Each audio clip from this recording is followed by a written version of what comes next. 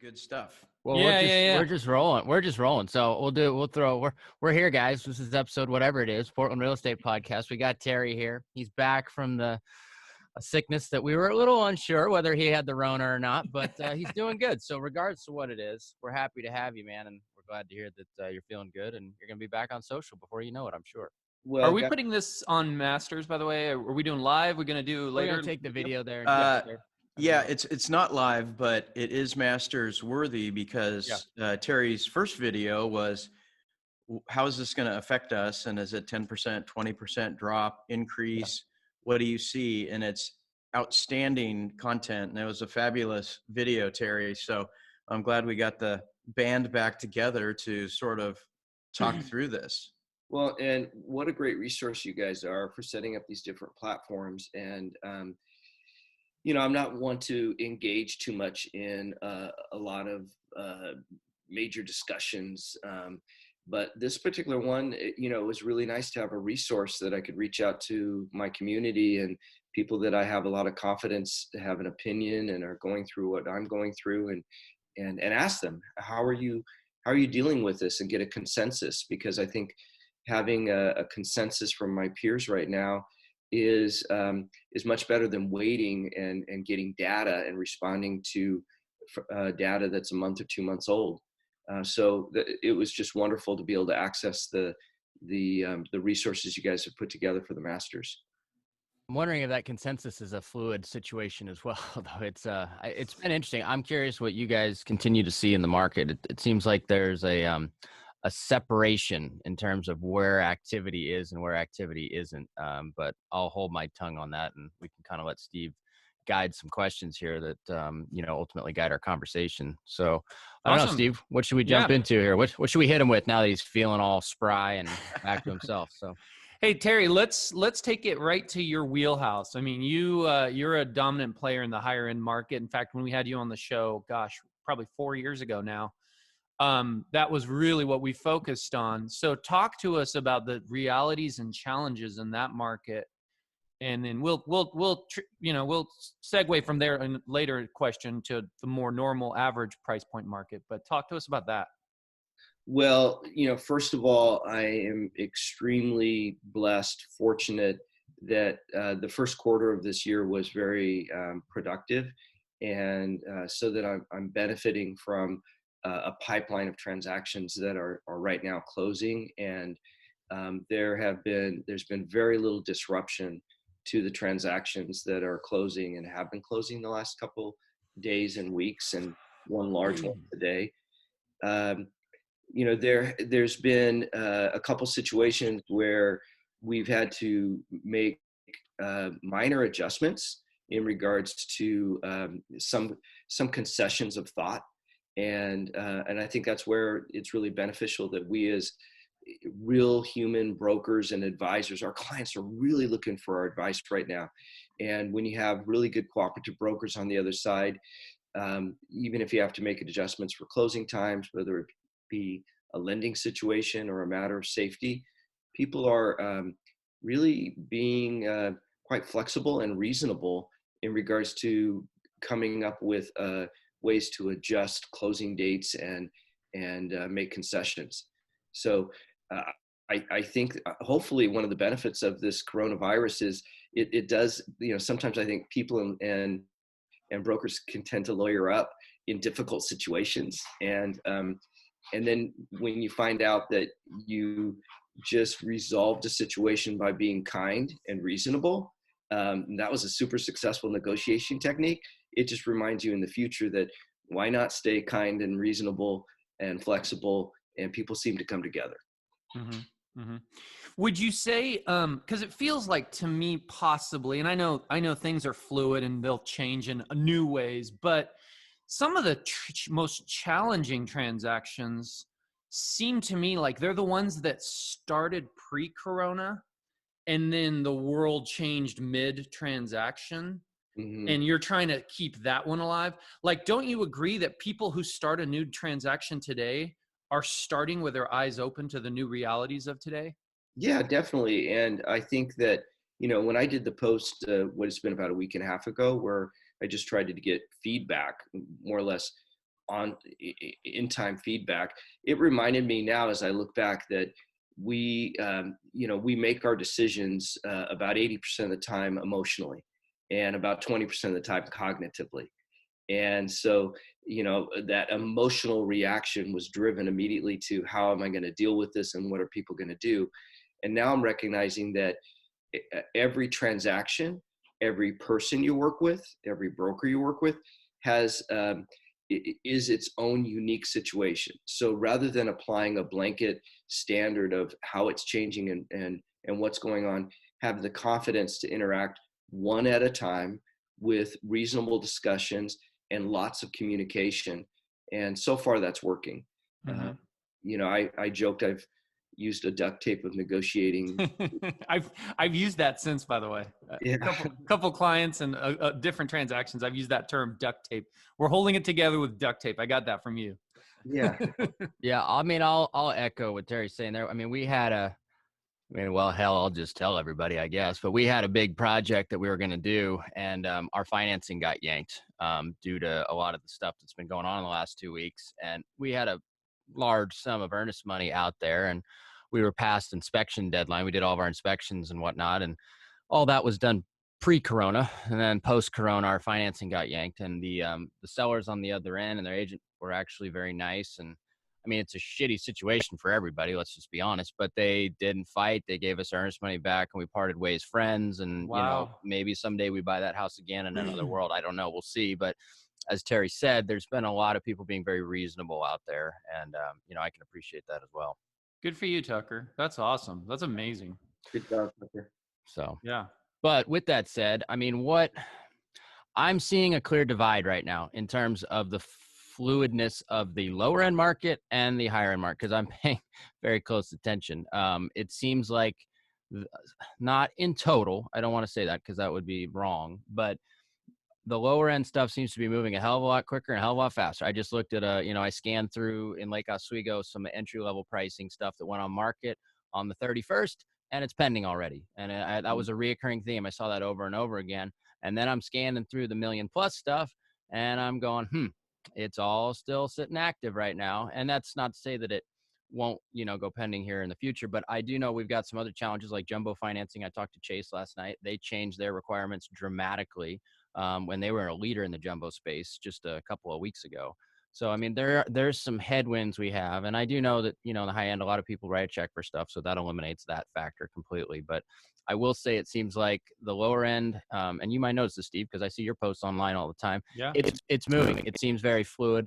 The high end people are pausing a little bit. Maybe they're thinking a little more, maybe it's a different type of buyer and seller to some extent.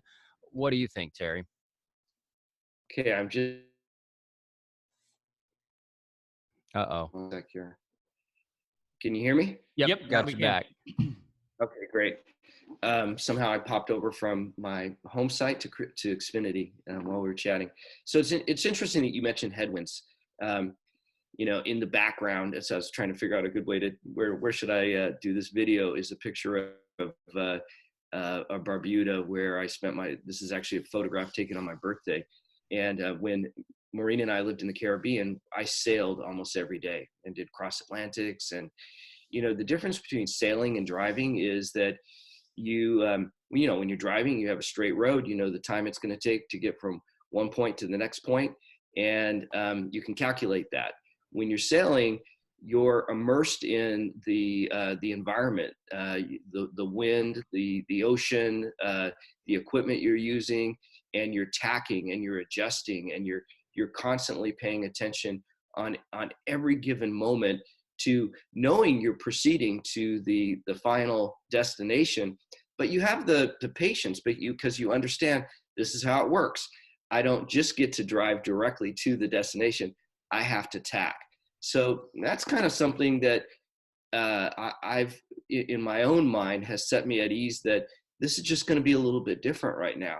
And that rather than worrying about getting to the next destination, just to have the confidence and brokers out there, all that training and the resources that you have, to have the confidence then that when moments come up and that you can pick up the phone And you can call people, you can call Steve, and you can say, what would you do in this circumstance, and figure out what's the next tack, and just keep that confidence, and things are going to move forward. So, and it's really there's been like two different universes. There's the universes of people that are still asking me to list homes or want to write an offer on a home, that it's almost like there's no effect going on. And then there's the universe of people that are affected in more specific ways. And it's a matter of respecting each individual situation style, and figure out how are you going to sell from point A to point B under in those weather conditions. That's a great analogy with the sailing. I thought that was amazing. And, I always tell my family that it's not a A to B destination when we go somewhere, right?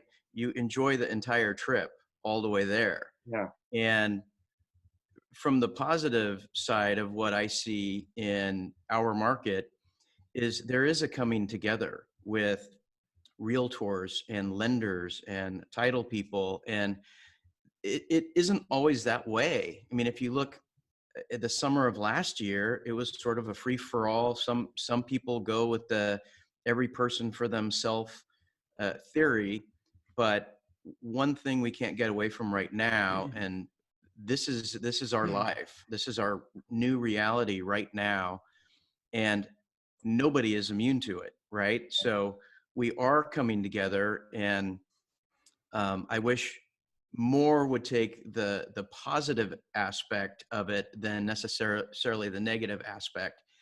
And I think you're absolutely right with the buyers. There's a lot that it just doesn't affect them. There's a lot of sellers it doesn't affect them at all.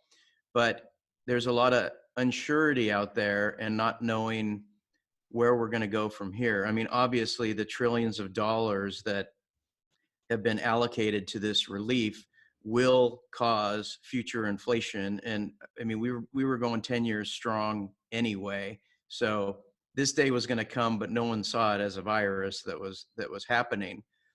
It's not all doom and gloom, but I think the people are thinking, if I buy a $2 million house and the market drops, say 10%, I mean, that's a $200,000 hiccup, right? Mm-hmm. 500,000, you're only talking a $50,000 hiccup. So I think everybody wants a good deal. And if you're unsure of what the market's going to do and you have the time, you're going to sit back and watch. And I think a lot of people are looking for guidance as to where we're going to be in a month or 3 months or 6 months. So, Joe, I think that comes down to, we've been through, I started in 2007. Yeah. 2000, how'd that work out for you? Good timing. Yeah. well, I quickly became the number one producer in the marketplace for the company I was working at during 7, 8, 9. And I think it's because I didn't know better. That's true. And I'm also somewhat of a contrarian. And I hate to oversimplify our industry, but we are advisory toll bridges. We get paid to move something from one side of the bridge to the other side of the bridge. And the fact that different events occur in the economy do not change the traffic that naturally occurs on the road. Mm-hmm. And so, there are still life events occurring, marriages, children, divorces, deaths, relocations, that, it's even if you go out on the road right now, there's still traffic on the road. I would say a surprisingly high amount, to be honest with you. I've seen a lot. I mean, you guys have probably noticed, but I've seen a lot of stuff pop on market in the last 3 days. And I'm a little surprised because I thought people would kind of pull back and hunker down for the most part, but you're right. And Joe said this many times, life doesn't stop for real estate, right? And it's never been more obvious to me than probably the last week here. Yeah. I think it's the time that, to remember that you can still position yourself as someone that during the time that they're still going to get on the road, they're still going to make a decision when it comes to real estate, whether buying or selling. they're looking for that Sherpa. They're looking for that advisor right now. And, I really love the fact that you guys put together these type of platforms, because this allows our brokerage industry to listen and understand this is a time when clients come to you and ask you, oh my gosh, what are you doing? To let them know that you calmly are navigating the process, and that things are moving forward and we're finding solutions. And ask them specifically, explain to me your personal situation you're in and what are your personal goals. And know that between whatever level of time you've been in the business, you have access to people like Steve, like Joe, that have knowledge, that have been through same experiences, and I can give you advice. And just having those conversations, perhaps you're not going to do something immediately in regards to implementing a transaction, but you're going to begin filling the pipeline of future people that want you to be that toll bridge and take your advice. Yeah, I want to touch on what you guys are saying, because I don't think it can be overstated. I think it's incredibly problematic. A question we all hear on a daily basis from people is, how is the market? That is so oversimplistic. There are so many different people in the market, and every one of them is their own unique snowflake with their world, Yep. their living situation, their job, their home situation. And I think it would be so problematic as an industry expert, or as a realtor, to look at and just go, how's the market, as one big chunk. Look for those segments of the market that are motivated and have reason to do something. And I made a couple notes here just to really highlight this. And this is something I've been really pushing my team on. Think about listings, right? Mm-hmm. How awesome is a vacant listing right now? For multiple reasons.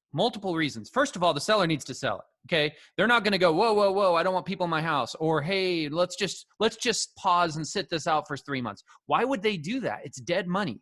So Right. Vacant listings are good from the seller side, but now think on the buyer side. You've got a buyer that can go into a house with no seller and all their, germs and touch residue, whatever you call it, there in the house, or it's definitely mitigated. Maybe there could be some from a previous showing, but it's not the same. And you're not being intrusive to the seller. Now, let me flip to the opposite side on listings. Here's what I'm seeing. Tenant occupied is really not good right now. Sure, I can imagine that would be for multiple reasons. Sure. So as we're triaging and we're looking at our businesses and we're talking with clients, when we're hearing, oh yeah, I've got a rental to sell, I'm not saying we don't help them, but be aware there's multiple layers of challenges with tenant occupied. First of all, that tenant has no reason to benefit from that sale, yet they now have all the risk of buyers bringing in their germs and whatnot. You also have the complexities of the moratoriums and tenants not paying. And however you slice it, there might be challenges with getting that tenant out. And even if it's an investment being purchased as an investment property, does a buyer right now really want to buy a rental and hope that tenant continues to pay rent? So, and on the buyer side, just a couple other examples to help get those juices flowing for our listeners to really segment and think of individual circumstances. We love doctors right now. We love nurses right now. We love the medical profession. If there's any profession that is rock solid right now, it's those people. And we're working with several of those. And then the other thing to think about is, while income is important and stability of income is important, think about the living situation. We had a client where they had just moved into the area and they were staying on their parents' couch, looking for a house. You think they're going to be on the gas or on the brakes in that situation? I mean, these guys want a house. So think of it that way. The other thing I'll say is pay close attention. This goes back to what we said about pre-corona and post-corona. People who come in today, pay a little bit more attention to them than maybe somebody that came in 3 months ago and trying to stir them up. They very well, I'm not saying there's not opportunities with those people, but like you said, Terry, if they're in a comfortable situation with their house, their income's shaky, they might want to pause and just watch this thing from the sidelines. But if someone's calling us today or yesterday in the post-corona world, listen to them and take them seriously, because clearly they're eyes wide open into today's realities. So a couple things I had there. Well, it's interesting because I think in a momentum-driven market, it's easy to get kind of sloppy and lazy on how you do your business. During a difficult market, you're more likely to do a business plan than a market that somehow naturally fruit is just kind of falling off of a lot of low branches. And maybe we've been working the last 8 years just with a big buffet table and not paying attention to our selections. And now it's time to actually think about the certain sections of the buffet table are closed down, Yeah. or you got or you really have to sit down and read the menu and look and at the certain parts are very desirable. What Certain are the parts are very dietary, desirable. ways, and project how you're going to reposition yourself where the business is, and still make yourself available. It's actually a great time to pull back and reflect on your daily best practices. If you've ever had an opportunity, if you've ever wanted an opportunity to actually implement some daily time positioning where you're spending a certain amount of time calling clients and past clients and just checking in, not talking about real estate. Steve, I just thought I'd call you and see how you're doing and how your family's coping. Those conversations, gosh, I miss the days of being able to do that. We just get so wrapped up in the regular daily business that there's so many fundamentals that I don't do on a daily basis. I'm not shooting my free throws. I'm not practicing. And there's almost like a little bit of a sense of relief that, hey, you can like pull back right now and reset yourself a little bit and think about who I am as what is my business model? What's the future of different buyers, and actually start interacting and creating a business plan right now. What a great time. I think a lot of us will look back on this moment. I apologize because I tend to focus more on the positive side of what's going on in what I'm feeling and how I'm having extra time to spend with my children and do some homework or interact on a paper my daughter's writing and actually have the time to interact with her. Well, that extra time to interact with a client on the phone. I spent about, I had a conversation with a past client last night that started out, and within 5 minutes, my normal reaction, I started to try to finish the call. Like it's my normal psychological moment where I'm looking for that. What's my excuse to end it and say, hey, it's been nice to talk to you, Steve. Mm-hmm. And that call went on for another 45 minutes. And I had to stop myself because I was so used to trying to get off the phone. Mm-hmm. And then I found myself just like, there was a moment where I thought, gosh, we're actually really engaging right now. Mm-hmm. And so relax, engage with this guy. And I know our relationship, was deepened and more confirmed. And so in some ways, this is kind of a really special time. It is. And we'll look back fondly on it. I mean, look at guys like you and me and Tucker and Joe. Have any of you guys in the last 8 years had your calendars as empty as they are today?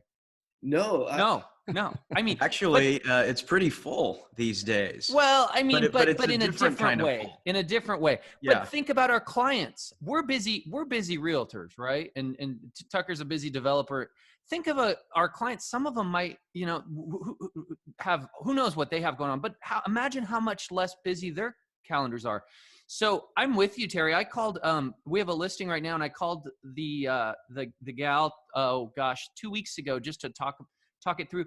The conversation morphed to Zoom and all the creative things they're doing, how they're having double dates with friends. She talked about how she casts it on her smart TV. So you've got this 60-inch TV with, friends on it. She talked about playing cards with, it went completely personal and relationship building. And I think we were both looking at our clocks going, what am I going to do after this? I'm in no hurry to get off this call. It was interesting. And I agree with you. That's a new situation, a new scenario, and enjoy that and cherish it, because there will come a day again in the future where we're running around like chickens with our heads cut off, and we'll kind of look back fondly at this. Well, you know, it's interesting because I think that during the busy times, I've heard it from all of you guys, is, you know, we've talked about those disciplines of taking time to pick up the phone and to call a certain number of people every day. And yet you really don't have a way to gauge the success of that business model because you're distracted by the buffet that you're normally working at, and you're moving fast. I think it'll be really interesting to be able to look back and go, you know, what was the outcome of my pipeline in the next 6 to 12 months from that time period that I actually engaged with 10, 15 people in a deeper manner versus 100 people in a shallow manner? What was the dividend? I mean, you're going to have a personal case study to actually see that, oh, when it does get busy, maybe I am going to, when I get up to a certain level of capacity, maybe I'm going to refer that deal. Maybe it is better for me to be more focused on less clients and be a better provider. And maybe in the future, because I'm working with less clients that are reflective of my personality and my style, I'm going to build a business that is an inventory full of more people that are reflective of my personal style and that I enjoy working with, and that have greater rates of return than the buffet. So, you know, in some ways, it's a good excuse to actually slow down and watch the benefits of being a good communicator and really having relationships. I know Steve and Joe and Tucker, you guys care about the people you're around, and it's going to be great to see if people can have confidence that there's going to be a dividend from this. If and one of my biggest concerns right now is not for brokers like ourselves that, you know, fortunately have a pipeline. I mean, it's one thing, I'm sure there's brokers that are listening to this call, and it's great to hear that, you know, we have confidence. There are brokers that unfortunately didn't have a pipeline going into this moment and are, or in any industry, and are financially strapped. And one of the things I want to remind every people that I'm most concerned about is to not take this personally, and that your personal challenges that you're going through right now, your financial challenges, your emotional challenges, that this is not a time to judge your self-worth right now based on how you're doing. Judge your self-worth on how you are being supportive of your family, your community. Make your successes, that you judge your success of your day based on how you interacted with the people around you, showed love, showed support, and let that be the recognition of your current success during this time period.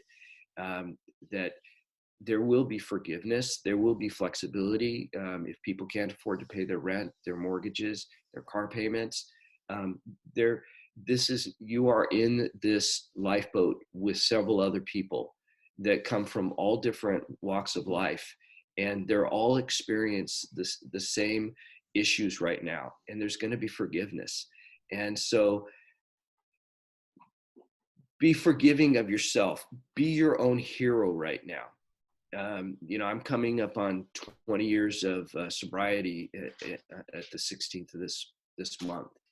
And I remember when I first entered into that process, there was difficulty in judging myself and who I was, and my own willpower and my own personal strength. And there was a moment that I knew I had to shift my thinking, otherwise I wouldn't succeed. And there was a moment that I thought, you know, would you get in front of a car and save a child, or would you grab a child hanging off of a cliff, or would you go out of your way to be a hero? The most important hero right now is to save yourself. And this is a great time right now for people just to remember, be your own hero first, love yourself right now, and get out of your own personal feelings. And the best way to do that is to pick up the phone and give to others. If you're going through troubled times right now, believe me, there are other people that are going through even more troubled times, and you can be a resource to them. And that's going to make you feel better about your own personal value on a daily basis. I love everything you just said, Terry. And I had a great conversation with a buddy, Eric Post, the other day. Yeah. And he's one of the most positive dudes I know. I mean, the guy accomplishes so much. He never does anything negative. And it sort of dawned on me that the leaders sort of lead from the front and they lead through positivity. And those who don't lead are very set in their ways to sit back and tell you reasons why it won't work or can't work or why it's a bad idea. And I really like all of the positive aspects that what we're going through right now brings. And I think there needs to be more of it. And I was going to get Eric on a Zoom call and talk about some positivity. The other thing that we just thought of the idea the other day, we are starting positive real estate perspectives. And it's going to be me, and I think Patrick Krause. Yeah. And we're going to talk about, there's so much good happening right here. Like, I'll probably screw it up, but the old story about there's two lumberjacks and they both have this axe and they're both having to cut down this massive tree, and one did nonstop chopping and one stopped after 50 minutes and took a 10-minute break. Mm-hmm. Cut the tree down first. Well, the guy that took the break stopped for 10 minutes to sharpen his axe, right? And cut it down better with a sharper tool.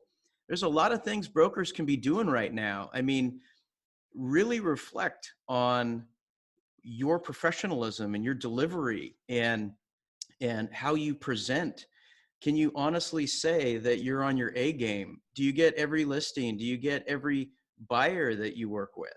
Is your presentation just absolutely nails? So what we can do during this time, and this is my mantra, is master your craft. Reach out, talk to people, make sure that your marketing campaign is amazing. Make sure that your emails are perfected and your drip campaigns and whatever you do.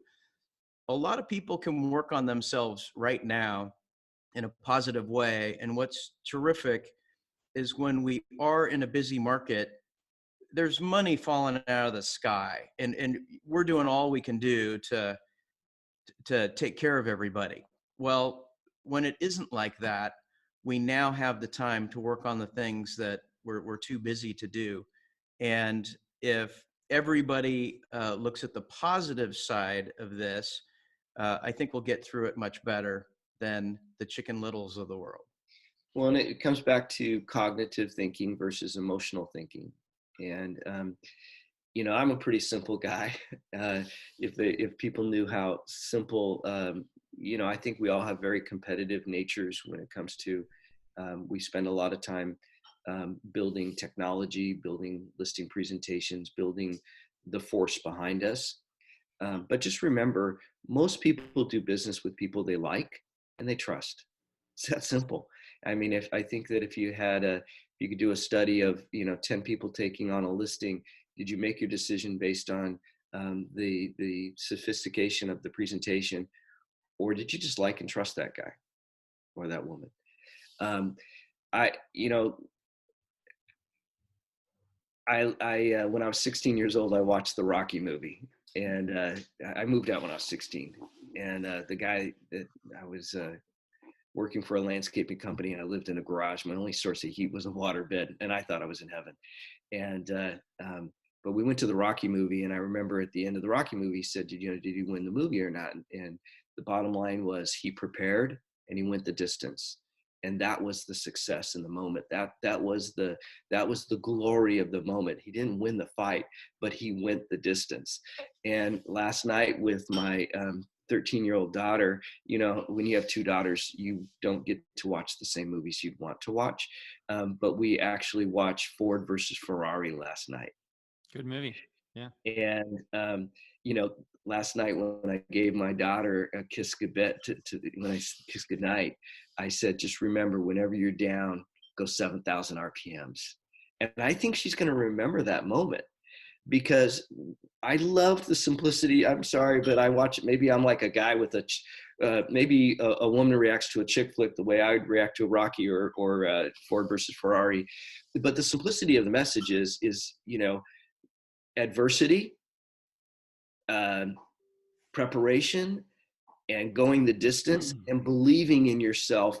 And, there was a scene in the movie where he talks about the perfect lap. And his son says, "Do you think that really exists?" And he said, I think it does.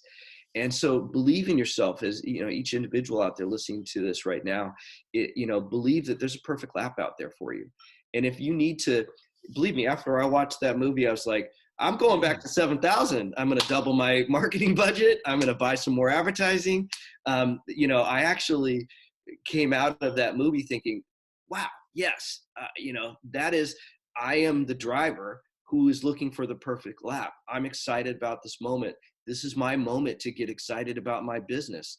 And I'm going to strategize, and I'm going to figure it out. And I'm going to come out of, just like, talking about when they go into a turn and the acceleration that occurs right after the turn. I'm coming into the turn. I'm gearing down. It's the coronavirus gear down.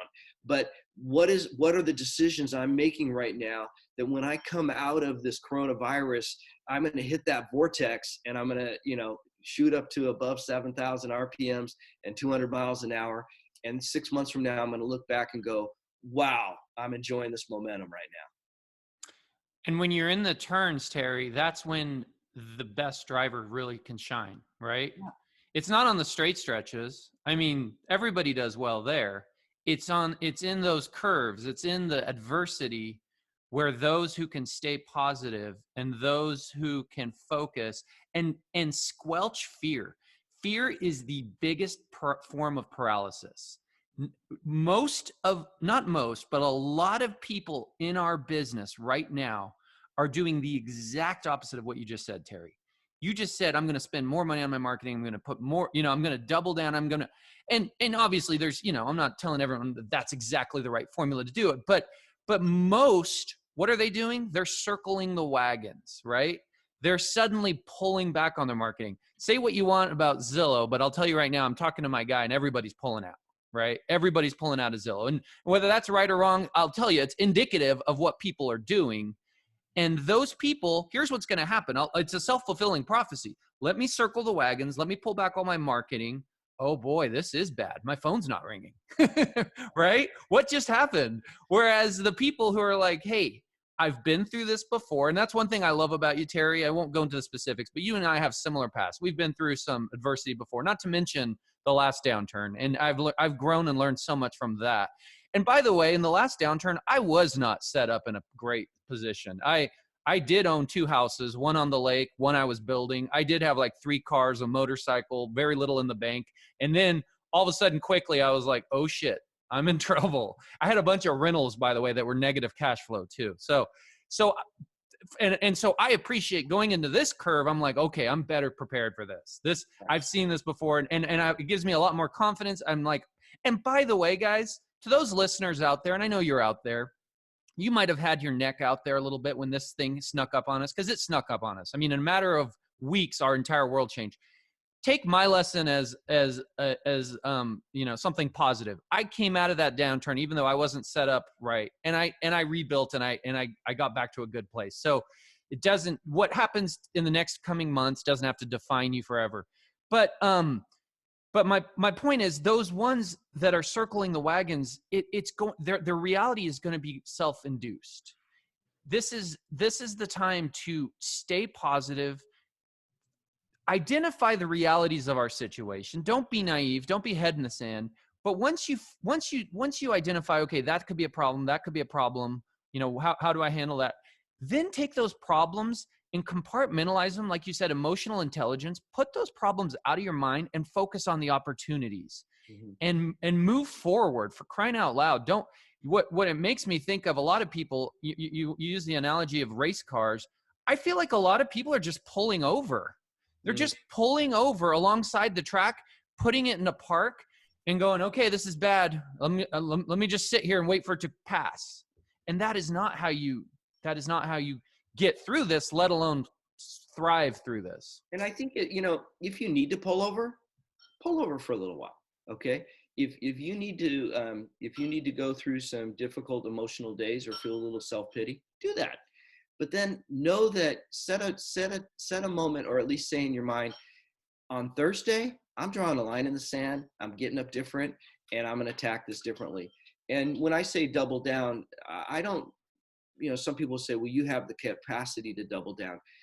Double down on, you don't need to have money to double down. Mm-hmm. There's a lot of activities, and you guys have talked about them, and I don't need to reiterate all the basic activities of communicating to people right now and reaching out and strategies. That's a whole nother subject, but double down on your commitment to see your way through this. The thing I love about fear is that fear creates an adrenaline that doesn't exist under normal circumstances. Mm-hmm. And that adrenaline can be miraculous. You can come up with, do amazing transformational things when you're fearful. And, those moments of suspense is when you could become a hero. So, take that energy, shift it, and harness it, and then go use it. And believe in yourself, and believe that when your children, when your friends look back on this moment, when you look back on this moment, this is that moment that you were your hero. You were your family's hero. You were your community's hero. Don't have a problem with thinking, I'm going to go be a hero right now. If I'm on a sinking boat, I want to be written down as the hero. Okay. Mm-hmm. Believe in yourself individually, that we all have that capacity. That I actually have a tendency to look at adversity, and I almost get excited about it. So do I, Terry. Action coming at me, I always know that there's going to be that moment that I'm going to recognize it. I'm going to let it stress me out. I'm going to let it tie me up into a knot. But I'm also aware that I have solved so many Rubik's cubes successfully. I rarely. And if the situations do occur that I don't succeed, I actually recognize you prepared, you went the distance, and it's just a matter of averages till home run hitters strike out the most. So I love adversity because it gives me a moment to stop and pause. And then to become strategic. I was thinking about it. You play the game of Monopoly. This is a game. Life's a game. Have fun with it. Right now the little stack of chance cards we just had a couple new cards added. Now it's like, pay your neighbor a tax. Well, now you pick it up. It's like coronavirus. You're stuck home for 4 weeks. That's just another card on the game right now. So you're still in the game. Figure out how you're going to move forward, and then when people hear that that's how you're responding to this moment, those are the people who are going to hire you. Those are the people who are going to be attracted to you. Think of the people you're attracted to right now during this moment. Be the person that your clients are going to be attracted to. Somebody sent me a text message asking me how the market was going, and I shared some optimistic notes, and she texted me back. After I did that, I didn't do that purposely, but I thought, that person's an influencer, and other people are going to be asking her, well, what do you think about the market right now? And I know she's going to say, well, one person that's really positive and is making this work is my friend Terry Sprague right now. And so when people are thinking about, well, who are we going to look for advice? Be the person that people are thinking, these are strategic people with wisdom. And I don't know, I don't mean to oversimplify this, but, draw that line in the sand, get over it. If you're going through difficult things, if you're running through health issues, if this has affected you emotionally, know that you are in a lifeboat with a lot of other people, and reach out to people like ourselves for support. I'll pick up my phone and give you support. That's awesome. I want to touch on what you said too, Terry. I personally, I know it sounds weird, but I was talking to someone about this the other day, and I was just like, I know I don't want to be insensitive to people's situations, because there are some horrific ones out there, but adversity in general is something that I thrive through. And because there's been times in my life where the adversity was just me, right? And I had to power through that. And I think you grow and learn so much with that, because, and what you learn is, what you ultimately learn is, I can turn negative things into positives. And I can honestly tell you guys, to date, and maybe someday this will change, to date, there's never been something negative that's happened to me that big picture, sometimes it takes a while, later on, I didn't look back and go, I'm so glad that happened, right? And that's powerful. When you can look at future negative things coming at you, and you can get excited about, hey, I'm going to figure out how to turn this positive, you realize you almost have a superpower, probably almost the greatest superpower that you can have. The other thing about adversity that I've learned is the masses don't do well with it. So when there's an adversity that hits everyone, so many shrivel, unfortunately. And I wish I mean, that's something. And by the way, guys, there are so many great books about this. There truly are. Think and Grow Rich is one that comes to mind. I could rattle off a bunch. Well, In fact, maybe on a future podcast, we need to talk about some. When you talk about the masses, okay, think about that. This particular podcast that you're doing right now is not the masses. Sure. This represents 4 very positive people. Okay. And this is a choice of media right now. So gravitate towards your sources of media, your sources of friendship, your sources of activities that are positive. All right. And that means if I'm not watching the news a lot. I'm actually getting a lot of updates, from, at the end of the day, a short update for what I need to know about. But in general, I think a lot of my own personal positive mood has to do with the people I'm surrounding myself with. So really reflect on how you're interacting and the sources of your energy and your information right now. And you don't need to know and or be a specialist on this virus right now. There are other people taking care of that. What you need to know is, can you do the simplest thing and, go around your cul-de-sac and bring in all your neighbor's garbage cans and do something positive. Mm-hmm. There are so many little things that you can start to do, that if you're looking like, I don't have a lot of positive activities to do, you do. And if you fill your day full of positive activities and gravitate towards positive people, your energy is just naturally going to be different. And people are going to perceive you differently, and they are going to gravitate towards you to do business. Mm-hmm. Absolutely. The other thing I worry about is some agents, I think when they sideline during these times, and I think personally, I think we're probably in the darkest for our business. I'm talking real estate here. I think we're probably in the darkest portion of this. And I feel that because I think, just a little over a week ago, we had the stay-at-home order, right? So all of a sudden, a lot of people are forced to their homes. They're probably working there. The kids are newly out of school. They're figuring that out. They're not sure. They're looking at their bosses and their job, and they're like, okay, am I safe, or am I going to be one of the ones let go? Now, as weeks go by, that's going to slowly start to change. Suddenly, you're going to have people that have stability of employment. They're working from home. Heck, they might even start liking it and go, hey, this is pretty cool. Maybe I'll do this in the future. Hey, what if I got a home with a home office? So they're going to start slowly, not in a mass momentous moment, but one at a time here and there, are going to start coming out of the woodwork and going, hey, Terry, hey, Joe, talk to me about the market right now. Are people buying? Are people selling?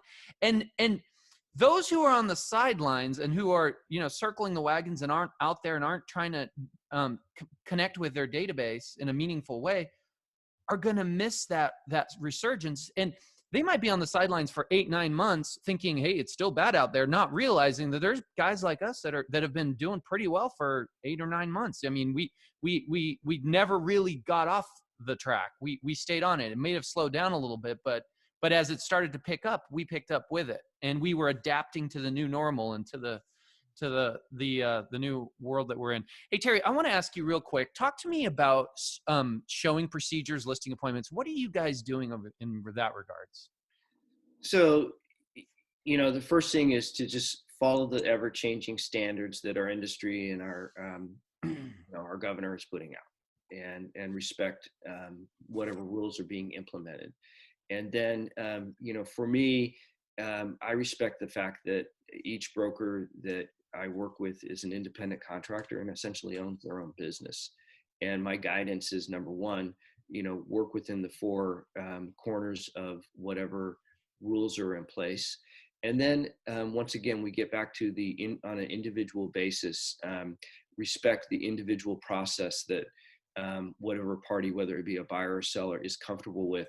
And then I just think there are really basic that I don't need to, that we've heard again and again, which is, be responsible, gloves, mask, Lysol, Clorox wipes, footies, that, be responsible when you're interacting, and then take it on a day by day and a case by case basis. And, if you, we hear all kinds of stories from every end of the spectrum of, this happened to me when I tried to show a house, or this happened to me. Between all of those radical stories are some pretty simple stories. And so I think, once again, it's evaluating each moment of interaction with other people in, outside of your home respectfully. And there are, once again, we live in two different universes. There are universe of people that you really need to respect. At a minimum, we need to respect all of the enacted safety measures, and then respect each person's comfort level of how they'd like to interact. And interestingly enough, you're going to find that there are going to be ways to interact and to continue to do business moving forward. And I do think we might find out that at some point in time, this feels like the peak in a month or two from now, that we're going to hit new normals. When we were watching the Ferrari versus Ford last night, there's a scene where they're driving around, and I showed my daughter that, look, they're not wearing seatbelts. And a 13-year-old's like, they didn't wear seatbelts. I mean, we just think about all of the different things that change on a daily basis that actually disrupt our business and disrupt our lives. But they come at us a little bit at a time, and we make adjustments. This thing's coming at us in one big bombshell, but just take it, take one call at a time, take one client at a time, and I think you're going to be fine finding ways to interact and proceed. What have I been saying for the last month? We've been, won't say 2 weeks, right? Since the bottom fell the world. I said, when are we going to reach the new normal, right, Steve? And so it's funny you say that, Terry, because I agree. I think there is a new normal. It's just, when do we cross that line? And, that remains to be seen, but definitely a good point. Yeah, that was one of the conversations that I had with my friend last night. We were chatting about what were all the normals, like, riding in the back of a pickup truck when we were kids, no seatbelts. Yeah, the one in the morning Taco Bell run with no seatbelts in the back of a pickup. Who remembers those? Oh, yeah. Riding a bike without a helmet. I mean, we adapt on a daily basis to all kinds of change, and this is just a big reminder. And good things are going to come out of this. I hope that the one thing I really hope that comes out of this is the reminder of how well negotiations went when you were more reasonable and forgiving. And right now, it's kind of like you've got this this corona conscious of respectful thinking sitting on your shoulder, saying, this would not be a respectful time to not be reasonable. So be reasonable in your negotiation, whether you would do it normally or not. And things are working out. So I hope that, I think, one of the things that I've been pressing before this came up was that you can never replace is the cooperative nature of our industry. You can't create an iBuyer or an algorithm for the cooperative benefits that come with the way we all work and interact together. This is just a great time to maybe reset our standards a little bit higher naturally. And I hope, just like we were going to wash our hands a little bit more often in the future after this, that we continue to, that maybe we benefit from the way we interact as a cooperative community in the future from this. Yeah. I think we're gonna, I see benefits already. So like Loom videos and Zoom videos didn't just get created during the start of the coronavirus. We've had Zoom and Loom and all these other platforms. Yeah. And it's like there is an emphasis right now on digital platforms. Like social media right now is the highest attention rate in social media history. Everybody's on social media. People are answering their phones when you call them and check in, and they're reading their emails. And I think what it does is it forces people. We've all had this capability of having video conferencing, but nobody uses it until you're sort of forced to using it. And maybe it's, there's more and more people who are introduced to a Zoom meeting with a cocktail hour with their friends, just to feel that personal connection again. And I think it is going to change in the future, the importance of driving all the way across town for a meeting and driving all the way back, and all the time wasted in commute when you're on immediately. Another thing, I hope it ups everybody's game. There was this guy, he's just a fantastic trainer for RMLS. His name is Ryan Jacobson, and he recently left and went to a title company to be their tech person. And we were talking, and we were poring over statistics. And he said, I can't exactly remember the statistics, but I think he said the average listing in RMLS it's 53% completed. And he said the statistics, if you just took time to complete it 10% more to 63%, those houses sold 35 days faster, right? Yeah. So I'm hoping that the brokers out there will load all 32 photos, have an amazing virtual tour, fill out the remarks to the maximum characters that are allowed, fill out the listing correctly, not only put it in the remarks, but also put it in the fields, because those are all tied to how people search, right? So make sure that your listing can be found and it's presented with all the information, because in the short term, buyers may not physically go to a house to buy a house. I sell a couple a year that they don't see it for the first time in real life until it's closed, and they show up with a moving truck. You make a super important point, Joe, because and I go back to that 1 degree of separation, or 1 degree of separation, or the 212 theory, where 211 degrees water's really hot. It takes a lot of energy to heat it up to 211 degrees. But that 1 degree of difference changes it from hot water to boiling water, which creates the steam, which powers the steam engine, which propels energy. And I'm actually really always, if there's one area that I'm kind of ADD is that 1 degree. I'm always looking for that 1 degree, because I'm always thinking the reason why it's not selling, the reason why I'm not succeeding is I must not be doing that 1 degree. So I think taking the time to, from the basic steps of entering your listing into the multiple listing service and entering it correctly, choosing the photography, taking the time to actually think about the way the photography is going to be interacted with as they look from image to image, from the first image to the last image, the story and the sense of how a consumer looks at images online.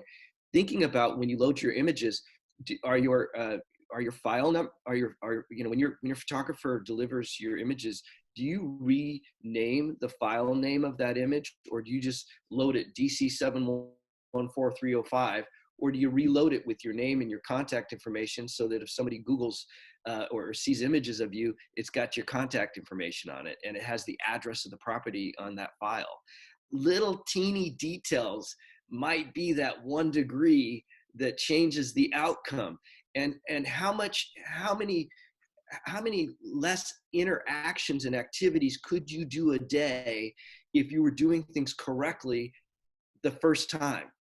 It goes back to, Joe, your analogy of stopping and taking a break and sharpening your tool, and getting the same benefit of the guy that just sat there and hacked. And I go back to that buffet thing. We become lazy. We just go to the buffet. It's like people who suggest that, I don't know if you have any friends that have said, yeah, I haven't been working the last 7 years. I'm trading stocks on a daily basis. And I'm thinking, wow, that's a great job. And I'm making a 25% return on my money over the last 8 years. And I'm thinking, well, I kept working and bought Amazon, and I made a 30% return and had another job. So, you know, taking the time to remember that just because you're in a momentum driven market, the benefits you had during a momentum driven market wasn't because you were doing the right thing. So taking the time to actually evaluate yourself and ask yourself, is my messaging, if someone were to Google me, someone of importance, an attorney thinking of hiring a realtor right now, were to Google me, is my messaging on social media, is it the messaging that would make that attorney suggest that his client that he has a fiduciary responsibility for, would suggest hiring you as a broker? Is my messaging professional?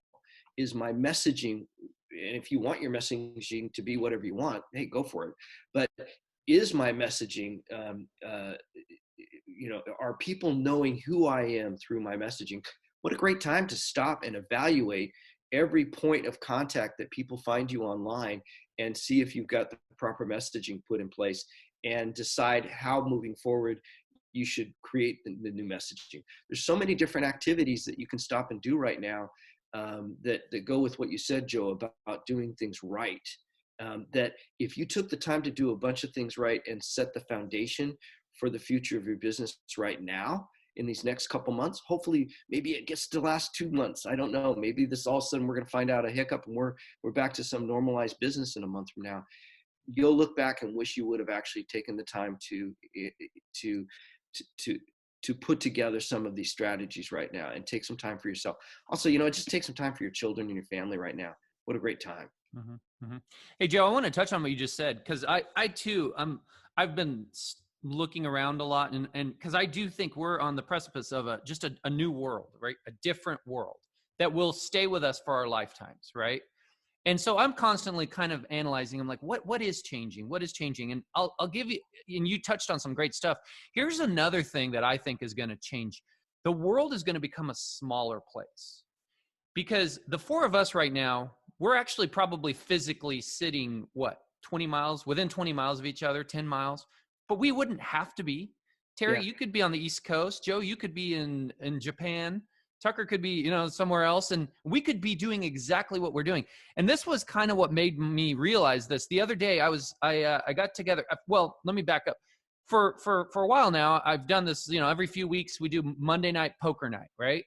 And what we've always done is, no surprise, you all go to the same room, you get together, you have a couple decks of cards, and you play with some friends. Well, this last Monday, we did it through Zoom. And what we did was we had two screens. Zoom's on one, and then you have Poker Stars is playing the other. So you're playing a tournament. You have Venmo, so you can all send each other money. One of the players' brother, who used to live here and used to play in the room with everybody, moved about a year or two ago to Nevada, to Vegas, Nevada, right? Somebody says, hey, why doesn't your brother play with us again? And it blew my mind. I was like, oh my gosh, the world has collapsed. We now can do activities with people who we kind of pushed out of our mind because they live out of our area. I'm also hearing stories of people who, maybe they've always done happy hours in local restaurants with their friends. All of a sudden now they're doing happy hours on Zoom, but guess who's also joining them? Their college buddy from the East Coast. So it really is changing the landscape and making the world a smaller place, which I think is fascinating. Do you think, Steve, I know this for myself, that I think I've naturally tried to avoid certain technologies because I feel like technology is a disruptor. And that what is enlightening me right now is just what you've described, is that using technologies, embracing certain technologies to actually leverage your relationships in your business. And that technology is, because I do focus a lot on just the human connection. And I'm loving it. The energy I'm getting from these meetings. My sister is stuck on a cruise ship right now, on the Princess cruise ship. Yikes. And but we've been chatting. My 92-year-old dad, the other day I set up a Zoom for our whole family, and I have a big family, 4 sisters and a brother and everybody that comes with that. So we had a full screen, but we had my sister in the Bahamas. We had my 92-year-old dad over at his house and all my brothers and sisters. And I'm like, why haven't we been doing this? Because the interaction, it wasn't plastic. It wasn't synthetic. It was, gosh, I was really getting the sense of human interaction. So I think there will be some really positive outcomes of how this type of interaction is not necessarily a disruptor to our industry. This is an example of how we actually need to pick and choose certain technologies that we're going to become good at and actually increase the benefit of our relationships with our clients and people we know. Yeah, yeah. I mean, there'll always be the value in the face-to-face interaction, but why can't this replace the phone calls, right? Why, instead of in the future when a client first calls you, maybe now in the future it's a text like, "Hey, I was referred to you," and you go, "Hey, great, can I set up a Zoom line and let's talk about what you have going on." I mean, Really, when they look as good as you guys. I mean, Yeah, Corona attire, just for the record. But It's yeah. the fireplace in the background. you're gonna have to change out of your pajamas, Joe. Only from the waist up. my wife made me put on pants. Hey, wrapping up, Terry, let's just a couple of things. Personal life. I mean, tell us what you're outside of work. What are you doing? Are you normally an exercise? Are you exercising? What are you doing for fun? I know you're spending a lot of time with your family and cherishing that. Is there anything else you're doing? So I have two daughters. Savannah Jane is 11. Tallulah Bell is 13. I have made a point of being the assistant coach of every sport they've ever played. And that over the years, and if they play 2 or 3 sports a year, that gives me an excuse to run around on a soccer field, a basketball court. I unfortunately don't make a lot of personal time for myself for an actual workout. But I tend to go out into the cul-de-sac and play basketball with my daughters, and get my most physical activity hanging out or taking a bike ride with them. I'm really enjoying the interpersonal, the very personal discussions I'm having with my daughters right now. That there's rarely time that I can actually sit down and chat with them, and that the environment of the occasion of having a talk is actually perfectly staged. And so I'm really, I said to my daughter last night, I will always remember silly me again. I will always remember watching Ford Ferrari with you. Because during the time we watched it, we would pause it and we would discuss little comments during that movie. And so I'm really, like you said, I embrace adversity sometimes. And I'm actually enjoying the excuse. When I got sick, I'm enjoying the excuse to actually take the time to allow myself to get well. I'm enjoying the excuse to be around my children. I'm enjoying, I'm not too worried about the future of my business. Certain activities are occurring on a daily basis. But there are a lot of other people. What I'm most concerned right now is being sure that I'm available for anybody that needs support right now. Mm-hmm. I'm more concerned about a lot of other people than I am about my own business right now. And just hoping that anybody out there having a difficult time, just remember you're in this lifeboat with a lot of other people, and that interact with people. And we're getting ready to have a Zoom company meeting, and the first discussion was, well, what is the itinerary going to be? And I said, I don't want to have an itinerary. I want to just go around the room, around the Zoom, and just say, Steve, how are you doing? What's been your up and down for the last 2 weeks? I want to just have camaraderie, and I want that. I think my brokers and the people I know right now aren't looking for actual solutions of do these 5 activities a day right now. I think they're looking for emotional support right now.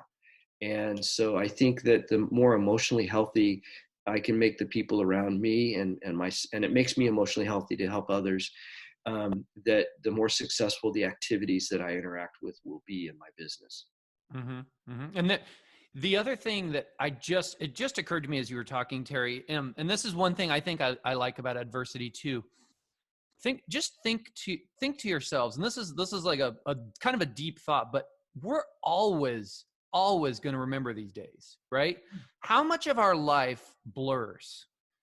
And good times and bad times, I mean, we're in such a unique moment right now that 30, 40 years from now, you'll think back and you will remember the time when you were at home with your family, you were working with your brokers. I mean, your brokers will always remember the leadership you gave them now. Your kids will always remember when dad was home every day, all day long.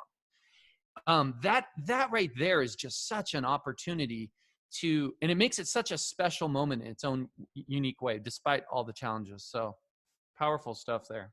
Yeah, great show. Good advice. I'm motivated. You motivated me, and I'm hard to motivate. Time to get up not to that I'm hard to 7,000 motivate. I'm RPM. unmotivated, but like, it's good stuff. So Yeah. all right. Well, we appreciate your time. I know it's been a little bit of a rough week, kind of bouncing back from the sickness, but I'm glad we got you on the tail end of it, and you definitely came with a punch today. So you're back on your A game. I'll give you that.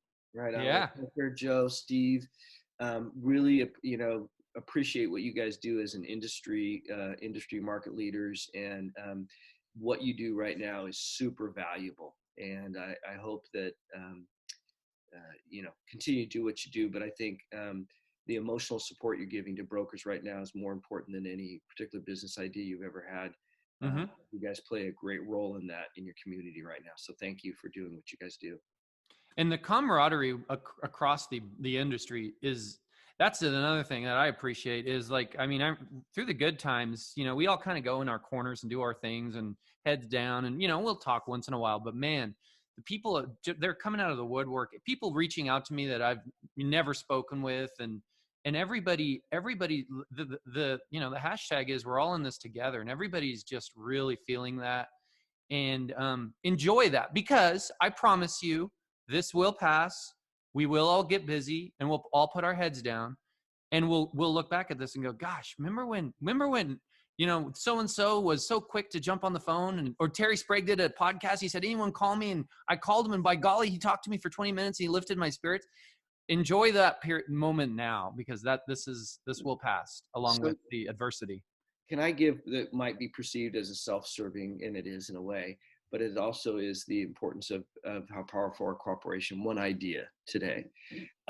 So a lot of people do ask, well, Terry, how did you position yourself in the luxury real estate market? And so much of it is perception. And that, from the very beginning, I decided to create a perception of this is what I do from the first week I was in business. And so a lot of the part of your perception is having the right inventory. And like I said, I've actually gotten listings when they've had a relationship with a really good broker. And I said, but why don't you work with that broker? And they said, but that's not what that broker does. This is what you do, Terry. And so I think that's kind of unfair that there are brokers out there that are as accommodating as, and probably in many ways, a better broker than I am, that just don't have a chance to open a door for the opportunity to have a luxury listing. So one of the things that anybody listening to this podcast and anyone in this industry always has my permission, my personal permission, to take any of my listings, my own listings, pull them up on your personal website. So if you're with Keller Williams, if you're with Soldera, and you pull it up on your personal website, my listing, and hit that Facebook post and post it to your social media, you do not have to give me any tagging, acknowledgement that it's my listing. You could say something like, this is my featured house of the day. This is what I love of the day. You can make up a story about a house. When they hit that link, it's going to come back to your personal website, and it's going to be your contact information if they're a buyer and they want to see it.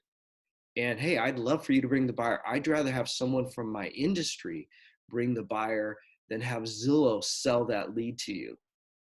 And so it also, by getting permission from brokers that have content or inventory that you ultimately want to have, getting their permission to share in social media that content, when people do observe you online, And you'll be surprised when you post a $2 million, $3 million house on your Facebook, and you're not saying this is my listing, but you can say this is my my listing of the day. If I was going to spend a summer, I'd spend it by this pool. Check out this. If you want to see it, let me know. Give me a call. I want my industry to get buyers for my houses. I'm not at all concerned that you become successful with my listings. If you help me to sell my listing, that just helps me to succeed too. I would much rather empower my own colleagues than empower Trulia and Zillow and third-party vendors that want to resell my data back to you. So anybody in the industry has my permission to go on and take my listings and share them to their social media. Now, of course, when they click on that link that brings them to Steve's personal site, down in the body, in the small text, it'll say, courtesy of, Terry Sprague Christie's. And so there is RMLS acknowledgement of that. So this is perfectly legal. You have so if it makes you feel good, if you want to go out and look like a luxury broker for the next month and post 5 or 6 luxury homes and help me sell one of mine, I would love the leverage of the community to market my own properties. So I know that's self-serving, but hopefully it could also help some people that want to elevate their presence on the internet and their perception of who they are. Feel free to use my inventory to create a different perception of who you are. Awesome. Very gracious of you, Terry. Very good. Well, hey, fantastic show, motivating show. I think the show that we probably needed at the end of this week, right, for everybody out there. So we appreciate your time, Terry. So thanks for jumping on here today. Right on. You guys are fantastic. Thank you. Thanks, Terry. Good luck, everybody out there. Go 7,000 RPMs. Yeah. Watch that movie. Play to win.